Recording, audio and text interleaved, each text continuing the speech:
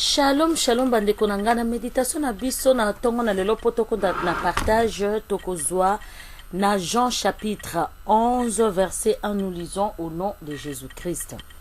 Tokoyoka a lisolo ya Lazare toko partager yango amen. Il y avait un homme malade Lazare de Béthanie, ville de Marie et de Marthe, sa sœur. C'était cette Marie qui unit le parfum, le Seigneur, et qui lui essuya le pied avec ses cheveux. Et c'était son frère Lazare qui était malade. Awa balobi ezalaki na mboka moko boye na Béthanie, mboka wana ebandaki kovivre basi moko mibale Marie na Marthe. Et bazalaki na ndeko na bango mobali Lazare. Lazare wana azalaki sérieusement malade. Bible ezali kolakisa biso Marie oyo ezali kolakisa biso Marie wana oyo bazobenga awa na ndeko ya Lazare azali Marie oyo asopelaki Yesu parfait na makolo. Mwasi na ndumba oyo ayaki kolela masumu na ye, oyo ayaki kopangusa Yesu, asukolaki Yesu makolo na parfait pe apangusaki na mutu na ye. Baye kolakisa biso ke andimelaki Nzambe. En tout cas Yesu Masia pe alingaki Yesu Masia makasi pe Yesu Masia alingaki ye. Ayaki kovanda pena na bomoi na ye. Alors Yesu Masia alekaki epa na bango. Alingaki pe frère na bango. Mais balobi frère na bango azalaki malade. Pour continuer.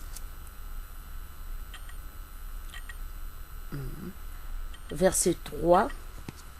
Le cerf envoyeur dire à Jésus, Seigneur, voici celui que tu aimes est malade.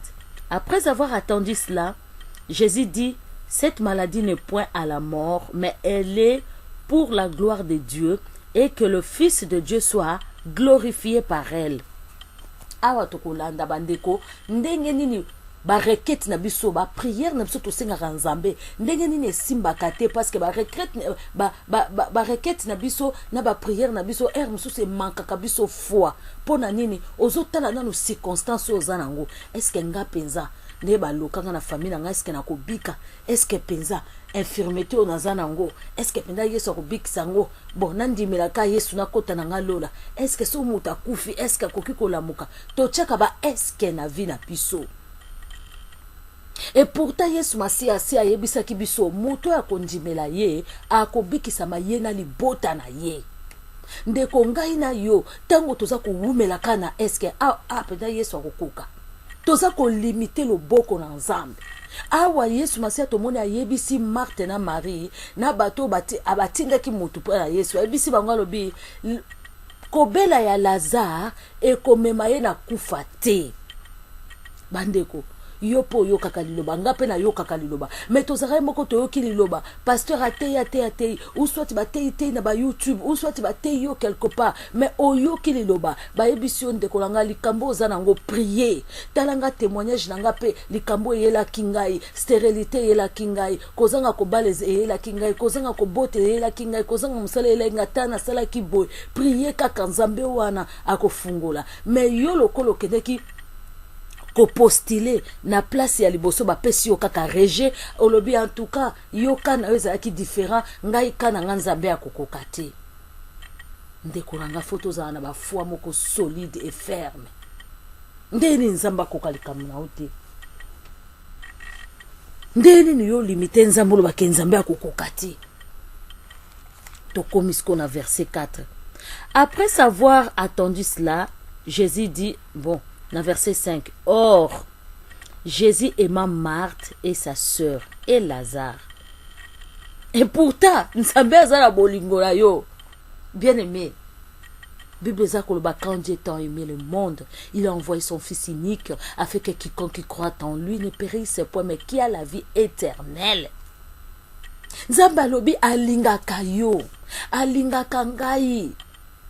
Tangu bolingo ezali tangu mobali alingaka mwasi na ye apesaka ye nyonso tangu mama alingaka mwana na ye mama kokaka te mwana lela soka leli mwa muke akopesa ye miliki akopesa ye boye tangu bolingo ezali ndeko na ngai kobangaka te parce que amour ekoko soulever ba montagne tala bolingo na Nzambe kati na yo apesi même fils na ye unique pona kaka yo muto za la sauver. En tout cas ma soeur, mon frère, ndeko nanga toyeba lelo ke Nzambe aza capable ya kosala o ezali au delà ya ba force na biso. Ye moko alobaki même o biso tozo mona impossible akoyi ko rendre yango possible na kombo na mona na Yesu Masia. Soki a épargné ki mona na Yesu Masia te pona moto ako épargné ke loko moko te na vie na yo ba ngunda na yo ako épargné ba kote maladie ozana ngo ako épargné yango te ako frapper mutu nyonso ako poussa na pembe na yo parce que Bible ezako ba quand Dieu tant aimé le monde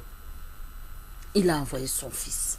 Soki o croire oko mona miracle na bomo na yo soki o tchelie motema ndeko nanga oza ayant droit eloko nyonso yo lingi na volonté ya Yesu Masia okozwa yango oza ayant droit buka mabolongo tiako ndima na yo yebisa Nzambe yo okosala telema liboso aka difficile zala na kondima zala na kopetwama loba Nzambe yo okosala. Tomona kindeko na biso Daniel 3 compagnons à Daniel bakotaki na moto balobaki te akosala bazalaki na confiance wana pe bamonaki 4e personne na bomoi na bango. David amonaki lion azalaki mwa moki abangaki te abangi Goliath talobi lion kutu na salaki makamu na forêt et bongo Goliath que ça soit taille na ye akokita na se. Problème o ezako yela yo soki bolingo na Nzambe ezako umele pai na yo qu'il pleuve ou qu'il neige tu seras sauvé mon frère ma soeur. Dites amen au nom de Jésus. Abatokei balobi or Yesu banai kolinga bango. Na 6e verset balobi lorsqu'il a eu appris que Lazare était malade, il resta 2 jours encore dans le lieu où il était. Oyebi pourquoi Yesu abandaki 2 jours tangwa yoki que Lazare aza malade avandaki na ye lisusu 2 jours côté azalaki po ayebaki na ye ke maladi wana na sina ebisaki bino akokufa nango te yango wana plus tard tokoyoka ko bana Marie na ebisaki yo te que si tu crois tu seras sauvé.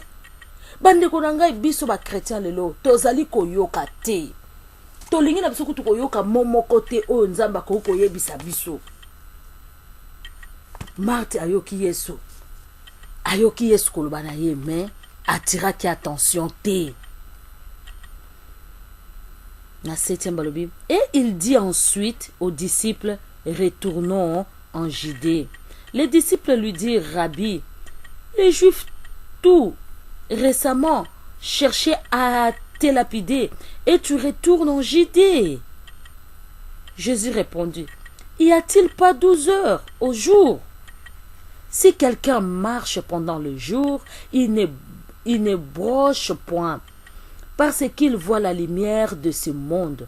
Mais si quelqu'un marche pendant la nuit, il bronche, parce que la lumière n'est pas en lui. Après ces paroles, il leur dit, Lazare, notre ami, dort, mais je vais le réveiller. Les disciples lui dirent, Seigneur, s'il dort, il sera guéri. Jésus avait parlé de sa mort, mais il crut qu'il parlait de l'assoupissement du sommeil. Même les disciples, ça faut comprendre kakati. Même bio nangai tozo benga mama chrétien, tozo porter combo ya Yesu Masia, tozo comprendre kaka langage biblique te, tozo koka ko saisir kaka foi te. Ayebisi bango, boyebite que tozali 12 heures. Mutu azotambola na lumière atrebishaka te. Po azako mona nzela malamu. Mutu azako tambola na sincérité. Mutu azako tambola na vérité. Elle peut ressusciter le mort. Il peut ressusciter le mort. Alingai ko yebisa bango. Mutu azako tambola na molili. Na ba faire louche. Na ko yiba baninga. Na ekobo na ko swana. Na ko yina na ko chola. Na ko boma. Mutu wana nde akubanga molili po akokweya. Akokoma mal à l'aise. Mais mutu azako tambola sans likambo na mutu. Mutu azako tambola asemboli vina ye. Mutu wana akomona kaka la vie éternelle. Mutu wana akotambola lumière pe makambo na ye kozala sembo. Pe loboko na Nzambe ekosala kati na ye. Ba chrétien balimitaka Yesu Masia. Ba yeko na Yesu Masia bazalaki na ye. mais bazoyeba ka langage na été bazondima kaka te pona bango eloko elekelaki bango makasi ezalaki liwa bamona na ote mutu alamuki pona bango eloko elekela bango makasi ezalaki liwa bayebi te nsima liwa eza na vie mosusu et pourtant yesu masi avandaki na bango koyebisa bango la résurrection existe aetalisaki bango meme alobi boza na sagesse te nature ya nature eza koenseigner bino te soki ozwi mbuma ya lidesu okundi na mabele esalaka nini epolaka soki epoli esalaka nini ebimisaka mbuma mosusu ya sika mpe nzete ya monene donc vie ya moto ezali lolenge wana tokozonga na mabele mais toza encore na une deuxième vie oyo ezali la résurrection bato bakoparticipe na okaka baoyo bandimi yesu masiya comme seigneur et sauveur amen awa yesu masiya bandi koyebisa bango bazo comprendre kaka te bakretien bazo comprendre kaka te ayoka prophète ya bimia ye wana kembango prophète wana ya bikisaka mais eloko ezobikisa c'est la parole de Dieu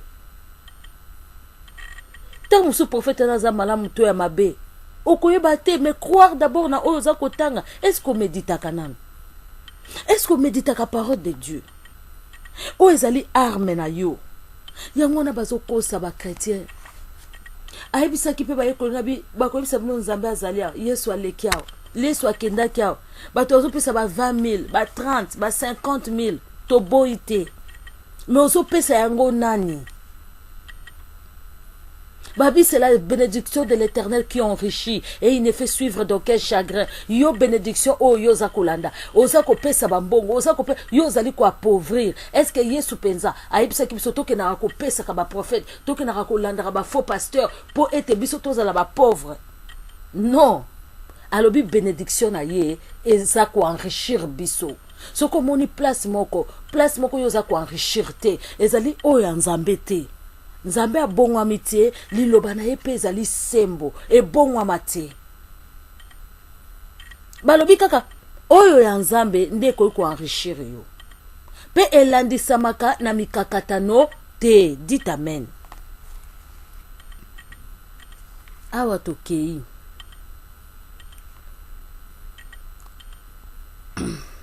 na 11 et na 12 non na 13 Jésus avait parlé de sa mort, mais ils crurent qu'il parlait de l'assouplissement du sommeil. 14. Alors Jésus leur dit ouvertement, Lazare est mort. À cause de vous, afin que vous croyez, je me réjouis de ce que je n'étais pas là, mais allons vers lui. Jésus a lobé ouvertement à cause de vous chrétiens, à cause de vous mes disciples. Boyebi langage nangate. Bozo benganga papa, bozo benganga maître, bozo benganga nyonso, boyebi langage nangaite. Kaka koyemba Yesu yaya nangae, yaya nanga Yesu e. Natangwa likambo bengaka Yesu wana te. Okati sina mbango ko expliquer yaya moko azaka kuna na coin. Po ya boma libala ala action ndeni ba boma libala. Moi problème likambo moke oke tuna yaya mususu akwa. Ya memi o pa pasteur moko toke ne kuna pasteur wana loba makambu ye apesa ane lokote mais akoyebiso ka makambu apesi o ka ba piso motanga. Makambu bala nsambe balingi yango wana yango Yesu masiya baluka ki ayebisi bango ouvertement alobi na yebisi bino siko ke Lazare akufi eza pona ngai te eza pona bino bondima parce que nakoloba boye bokoyoka te bolingi kaka bomona yango omoni lelo ba chrétien bakomi kotambola par-ci par-là akende a mabe azonga a mabe aloba boye mabe bakoki kolekise ba délivrance ata 5 ata 1000 fois akoma kaka likamuke délivrance mutu esue délivrance makolo esue délivrance et akende boye délivrance. Et pourtant Bible ça que vous êtes déjà purifiés à cause de ma parole. Liloba oyo ka soki oyebi purifié yo nanu tango koto sango opetwa milisusu. Mon peuple périt faute de connaissance. Ah, toza ko kita na 15e verset, na 16e verset alobi, sur quoi Thomas appelé Didyme dit aux autres disciples, alors aussi afin de mourir avec lui. Thomas azalaki wana. Mutu alobaki na Yesu pona ndimezali yo. Na tiana no maboko rangana mapipi na yo. Ye alobi tokende. Tokende totala lo makambo oluba. Yesu azotambola na yo ma soeur mon frère, mais tozali ka na incrédulité. Est-ce qu'ako sala? Nzambe so sete na paswe na nga Bible yango. Thomas yeyo. Tango babenga mutu, yo za Saint Thomas. Alobi tokei, boya tolanda ye toke kuna na totala. Ba niye ko lapide kala mingi te. Alobi to zonga susu kuna, mais tokende ka poso to tikali. Ayo yebisa biso makamu susu ke o ya salibo. Tokende to mona. Kaka Thomas oyo na résurrection aboya kipe kondima. Kaka ekutani pe na résurrection pe kaka ya Lazare.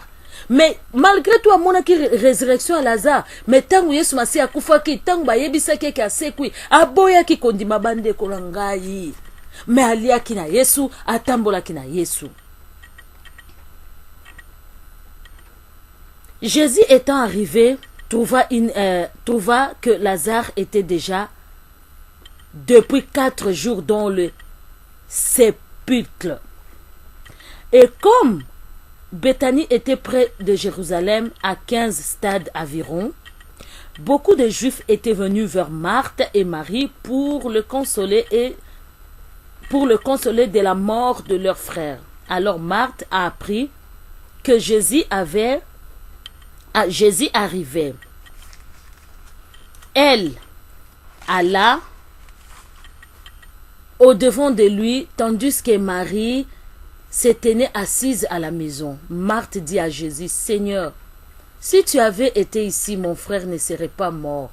Mais maintenant même, je sais que tout ce que tu demandes à Dieu, Dieu te l'accordera.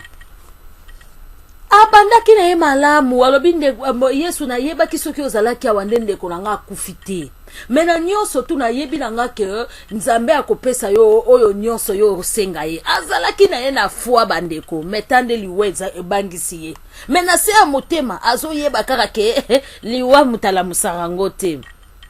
Jésus lui dit, ton frère ressuscitera. Je sais, lui répondit Marthe, qu'il ressuscitera à la résurrection au dernier jour. Jésus lui dit, je suis la résurrection, la vie. Celui qui croit en moi vivra même s'il meurt. Bazo yebisa ye naza la résurrection. Ndeko na yo akobika. Babanda ki na ye tina liboso. Jésus ayekobise penda clairement ngai yo na telemi nazali résurrection. Nzambe wana Yesu wana bikisaka tango zalaki na malade. Lelo ozana poema libala olongoli Yesu wana. Olobi o eza sous la niveau na ete. Yesu oyo apesaki yo libala lelo ozobota te. Yesu apesaki yo musala lelo okoti na chômage comme koluka musala mususu ozwi ba problème ya fonction to ya nini. Lelo obosani Yesu ngo lobi ka o eza ka grave bandeko na ngai. To yebaka to za lokola Marthe te. Azana Yesu Masiya me aza ko yeba te. Et 26, quiconque qui vit et quiconque vit et croit en moi ne mourra jamais. Crois-tu cela? Et lui dit, oui Seigneur, je crois que tu es le Christ et le Fils de Dieu qui devait venir dans le monde. Et a ainsi parlé et s'en alla, puis elle appela secrètement Marie, sa sœur, et lui dit, le maître est ici et il te demande. Mais toko continue ango toko mona plus loin même tangu Yesu Masiya ko yebisa bango bolongo la libanga bande kolangai verset wana ezali koya toko yoka yango malamu ba incrédulité obiso tozalaka nango Yesu Masiya telemi aza kozela yo balobi silence na eza absence na yete na problème oyo zanango Yesu Masiya telemi aza kozela yo pesa ye accord alobi nga naza ko beta muto akofungula nga na kokota na kolia na ye na komela na ye tozwa ba version totanga lokwa ba récitation te Ma soeur, mon frère, la parole de Dieu guérit. La parole de Dieu libère. Mais ezali biso moko tolingi ko se libérer. Baza koloba toza mituma kasi. Yesu masi aza koloba ngai nazali Yesu. Ngai naza résurrection. Obenga ki inga Marthe. Obenga ki ngotindela kinga batuke Lazare akufi. Avant pena okende na bisa ke Lazare akokufa te. Nazongi lisusu ozaka na incrédulité. Olo comme en assurance que naza déjà naza ko prier. O comme en assurance lokwa na ndime Yesu masia na kokufa te. Malade na ngai kosila na kozwa musala yo ozaka na désespoir. Ndeko na ngai fungola motema Yesu asala. Nzambe apambola biso na méditation na biso suite